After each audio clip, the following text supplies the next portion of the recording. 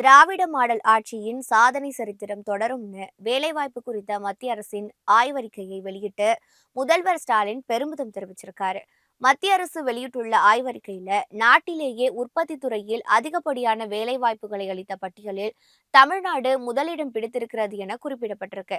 அதாவது அதிக தொழிற்சாலைகள் மற்றும் அதிக வேலைவாய்ப்புகளை வழங்கிய டாப் 5 மாநிலங்கள்ல 15% புள்ளிகளுடன் தமிழ்நாடு முதலிடம் பிடித்து அசத்திருக்கு. மத்திய அரசு வெளியிட்டுள்ள இந்த பட்டியல்ல பாஜகவின் இரட்டை எஞ்சிய அரசுகள் என கூறப்படும் குஜராத் மாநிலம் 2ஆம் இடத்திலையும், 3ஆம் இடத்தில் மகாராஷ்டிராவும், 4ஆம் இடத்தில் உத்தரப்பிரதேசமும் இருக்கு.